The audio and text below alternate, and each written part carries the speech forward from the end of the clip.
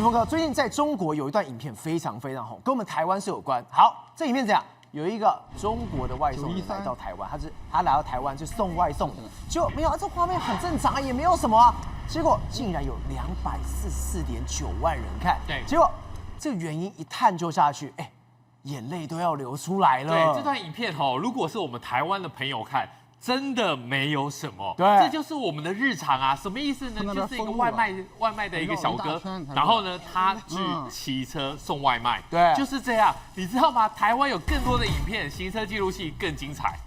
无奇不有啊！这个真的没有什么，他就是一个中国大陆人，然后呢来台湾送外卖。每一次他去领餐，然后拿去给送外卖的时候，你知道吗？我们觉得日常，没想到竟然红到了对岸去了。对，包括 YouTube， 包括 B 站，你知道吗？这个多少？244万次，很多的网友在下面留言到最后，台湾的网友说，这有什么好看的？对，因为他们觉得你在台湾送外卖怎么这么幸福？第一，餐厅对你很 nice， 到了就可以拿单。第二呢，人家拿东西的时候呢，也对你很客气。对，我们觉得说这个就是我们的日常啊。你来几号，然后呢，我会说好，对不起，谢谢啊，不都是很应该的吗？可是呢，你知道吗？他们说在台湾送外卖我们下山了，学校在半山腰，怎么样？还可以看看风景。然后呢，讲一个比较开心的话，这就是朕打下的江山，看到没？然后呢，还有一个自然的美景，这是什么？该挣钱挣钱，该玩，该欣赏风景就欣赏风景，这就是生活。你会觉得说，这个有什么了不起吗？在台湾，你该看风景就看风景；在大陆的话，你要非常的小心啊。而且玉峰哥，我们刚才提到一个最关键的事情，为什么今天这画面在中国会这么红？因为之前2025年的时候，去年11月的时候，央视不是拍一个片嘛，被大家骂什么外送员可以一边送外送看风景，大家讲不可能，你在骗我啦！结果台湾的画面出来，这件事情是真的是有可能的。央视的这个影片为什么会出现这么大的一个反弹？他先说一个正常有岗位的工人，对，结果呢，他不是被下岗他是自己决定我想要看看人生的风景，所以呢，他自己变外卖骑手。你觉得这件事情有可能吗？讲实话，就是你被下岗了，就是你失业了，你才会去当外卖骑手。对，去当外卖骑手会遇到什么状况？来看看，你会崩溃的啊！你看。这只男子半夜在送外卖，然后呢，他送到一半，泪流满面，哭了。为什么呢？一个晚上就挣20块钱，你养得了家吗？还得了债吗？你连自己都养不了，就是自己。你一个晚上20块，20块能干嘛？20块折合台币大概100块钱，一直大骂丢人。他在生谁的气？生他自己的气。然后呢，还有外卖小哥等红绿灯的时候，等到最后哭了。你没有注意的时候，你没有去看大陆他们发生了什么事情，你都不知道为什么会哭，因为他的那个手机会一直帮你定时，然后呢哒，最后1分钟哒，最后30秒，你快超时喽！你知道你这个声音是卡通声音，对他们来讲那就是扣钱，就是罚单。这个钱扣下去之后呢，大概10块人民币到50块人民币。这种情况之下，你看他急不急？一直想吹油门，一直吹不出去，为什么呢？因为你不能够冲出去嘛。但是还有另外一个，这个是什么啊？单子要一样，顾客拒绝收餐，快哭了。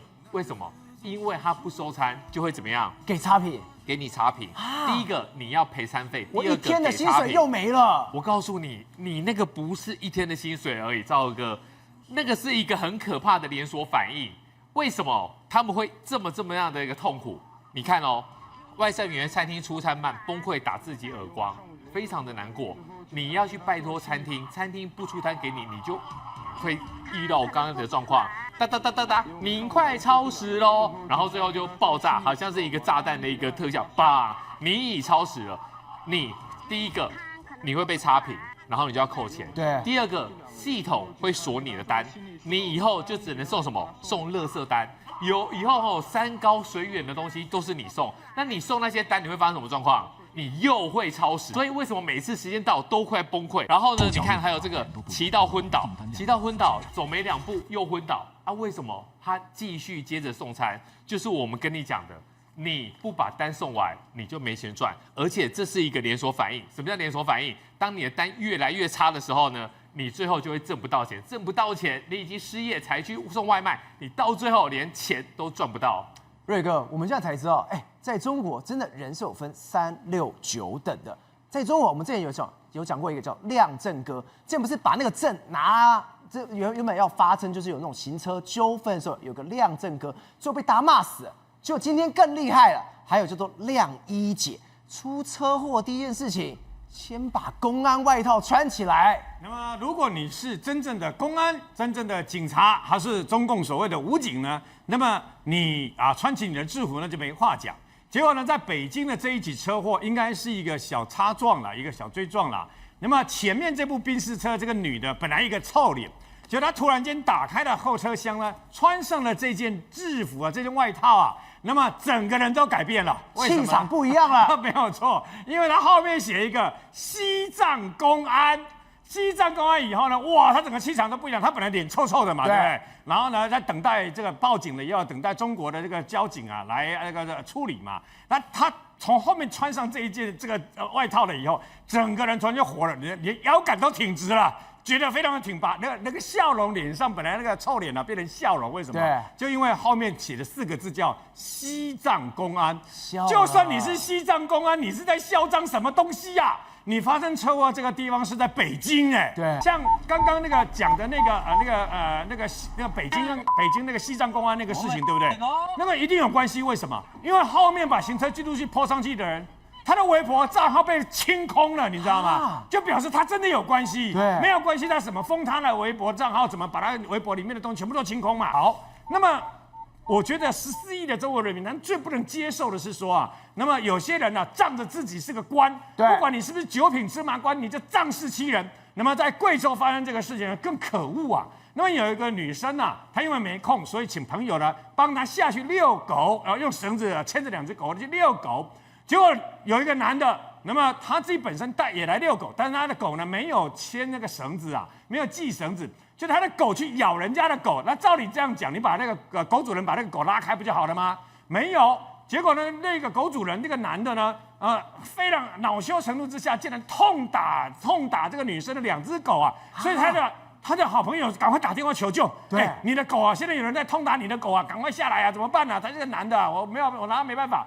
那么这个狗主人呢，这个女的呢，就赶快找另外一个邻居啊下去要救狗啊。结果下来了以后呢，这个男的竟然他看到一个很不可思议的，这个男的把其中一只狗打得头破血流之外呢，另外用绳子勒着这个，因为狗不是牵着吗？他勒着他的脖子直接拉上来啊，晚一点他的狗可能就勒死了。所以他冲上去，这个狗主人哀狗心切，冲上去第一件事情就是把我们下意识会做一件事嘛，就把手插进去那个狗绳子这个地方嘛，要把它拉开，让它可以呼吸嘛。然后结果呢，这个动作惹火了这个打狗的那个男子啊，这个男子竟然拿拳头打狗主人这个女的，他打女人，踹他，还直接踹他的背，踹他干什么？连旁边这个邻居什么一起打就对了，他孔武有力，汉朝北派，就一直打了。那他的朋友呢，在旁边赶快把他录下来，把他施暴的整个过程录下来就对了哦。那么录下来以后，那么你照理来讲啊，你会觉得怎么样？你会觉得说啊，这样的行为报警了，那警察一定会来处理嘛？公安这个人很嚣张，公安来处理了，用狗去打女人那么公安来处理了以后呢，结果这个男的当然都一起到了这个警察局嘛，就还绕狼来，然后还直接在公安的面前直接向那个狗主人这个女的说啊，我告诉你，你信不信我把你给杀了？好，就这样，在警察面前呢，在派出所里面这样子呛瞎，嚣张跋扈到这样的程度。请问他到底是什么样的来头？你到底是哪个帮派的黑老大，还是你是来头多大？赵恒，你知道他来头多大吗？这个地方是贵州，对不对？对。他事实上他的来头呢，是成都铁路局贵阳办事处，那么贵阳办事处的一个支部书记啊，贵阳一个铁路局的一个。那么还是成都铁路局的驻扎在贵阳的跨省过来，那么一个支部书记，我讲坦白的，是9品芝麻官小官啦。就敢这样嚣张跋扈到这个地步嘛？太扯了吧？那后来事情闹大了，因为人家的被害人当然不爽啊，怎么可以这样子呢？哇，要在台湾的话就不得了了，恐吓对不对哦？恐吓，然后呢毁损啊，好，然后呢这个伤害等等啦，那人家就在网络上面弄出来嘛。后来把事情闹大了以后呢，公安局就说不，澄清一下。这个人不是什么党部书记，这个人只是普通职工，现在正在调查当中。